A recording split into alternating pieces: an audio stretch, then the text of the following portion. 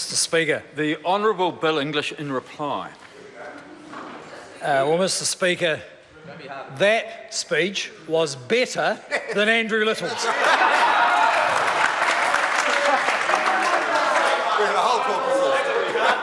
It was energetic by comparison. It had a lot of insight and vision by comparison, and it had more support in the Labor caucus by comparison. Mr Speaker, it's a pleasure to stand to be able to wind up this budget debate. And what a good budget it was. That's right. And I want to acknowledge the National Party team and our coalition partners, because in somewhat trying circumstances, that team put together a budget that many New Zealanders are pleased with. In the last week or so, I've been out giving speeches about the budget and presentations, and actually it doesn't matter whether they're iwi, Pacifica, business, social sector, education, finance sector, they all think it's good. The whole lot. They all think it's good. Even where they disagree with us. Because even where they disagree with us, they can see the government grappling with the broad economic and social challenges that they think a government should be dealing with. And they pay us the respect of engaging and giving us alternative, arguable propositions, not just whinging. And the Labor Party should be worried, because a lot of those people, on the face of it, are Labor supporters and Labor voters. And I want to come back to that, Mr Speaker, because the outlook for the economy in this budget is, as we've said for some time, positive, with moderate growth, consistent job creation, increases in incomes year on year, 2 to 3%, moderate but sustained. And the government's economic policy, some of which is expressed through further measures in the budget, is to support the sustainability of that economic growth. There are some potential imbalances, the housing market in Auckland, for instance, and a series of measures over the last month which take the government's efforts further towards achieving a balance between supply and demand. And in the budget, the government's laid out further its progress on how to control government spending, which amounts to a view that if the government does its job better, then it will need to spend less. And we don't measure government success in its own business by the fact that it spends more all the time, because often more government expenditure is a signal of failure, not success.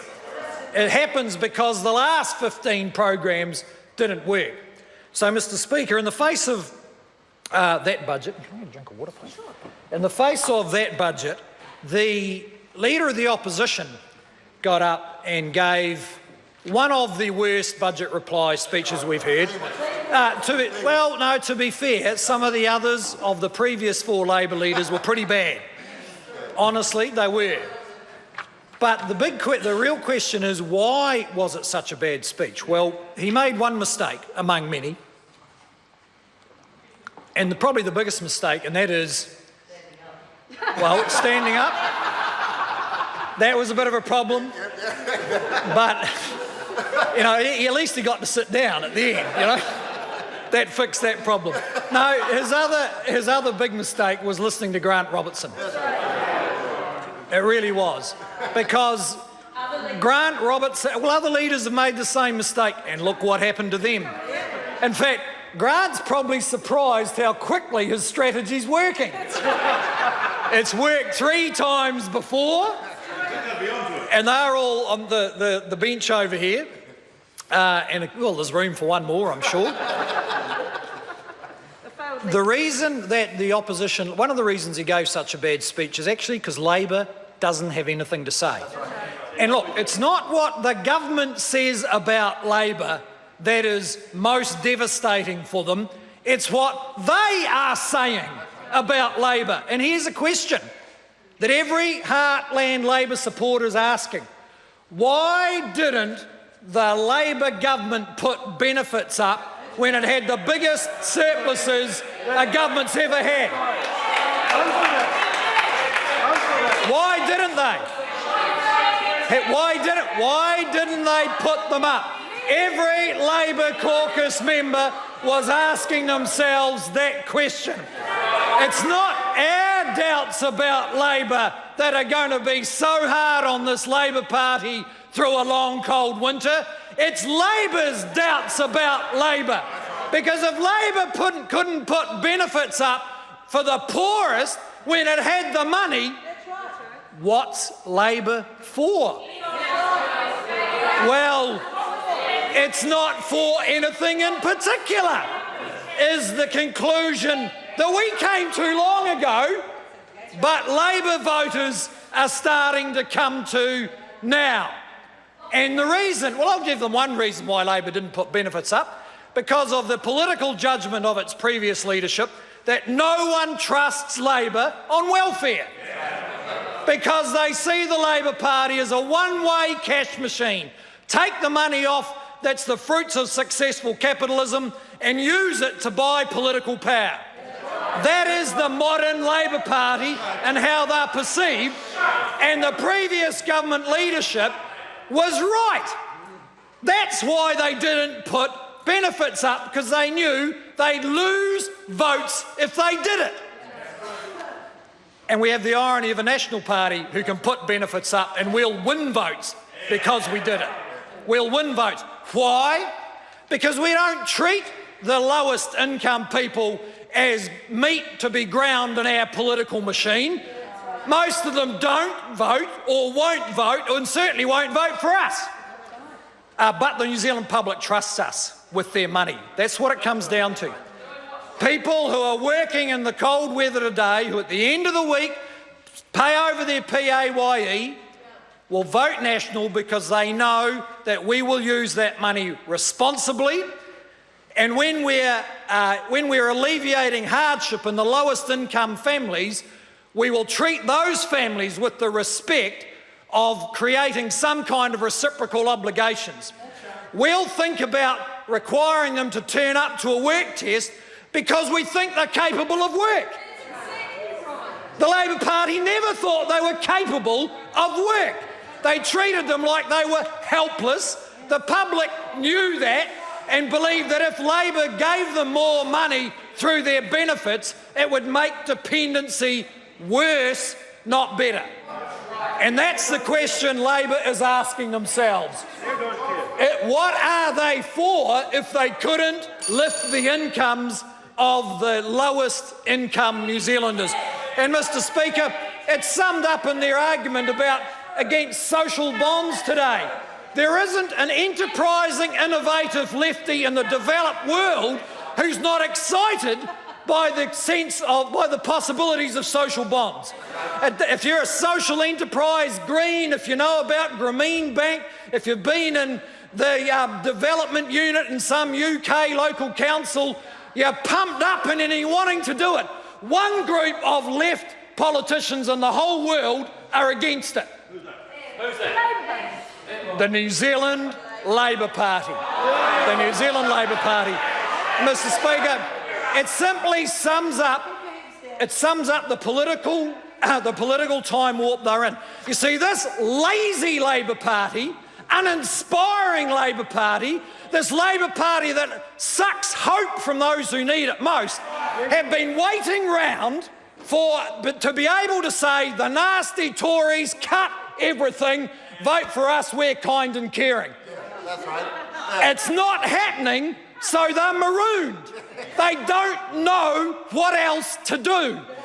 And they haven't done any of the intellectual work to test themselves, so they have nothing to contribute to the issues, not just about the broader economy, more tax deductibility for R&D credits or something's about the only policy, but worse than that, same policy, 6 elections, worse than that, they have nothing to contribute where they're meant to be the experts.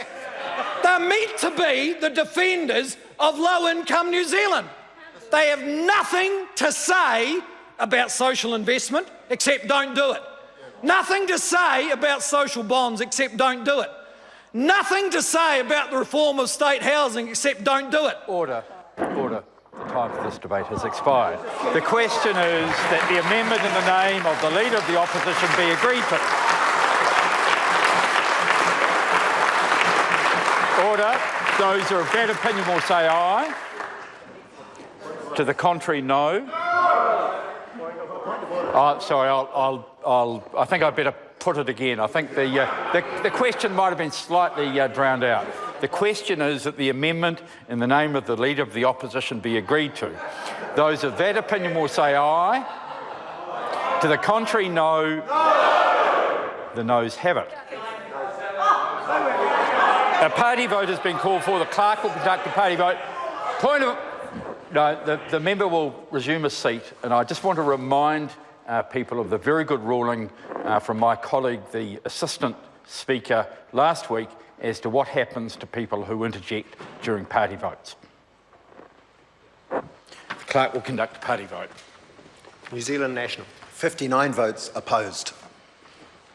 New Zealand Labour. 32 votes in favour.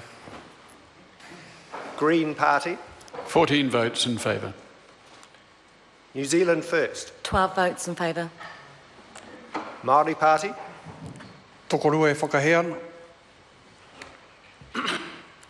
ACT New Zealand. 1 vote opposed. United Future. 1 vote opposed.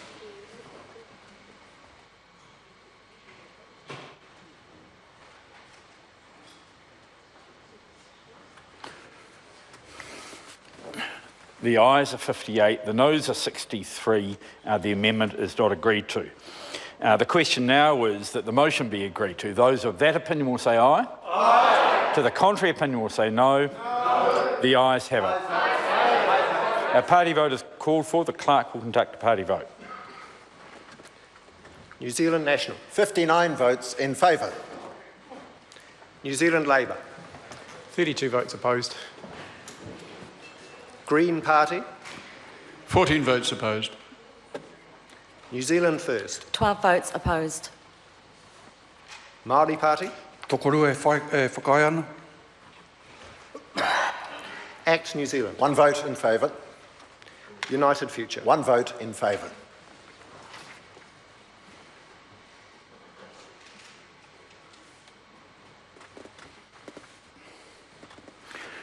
The ayes are 63, the noes are 58. The bill is read a second time.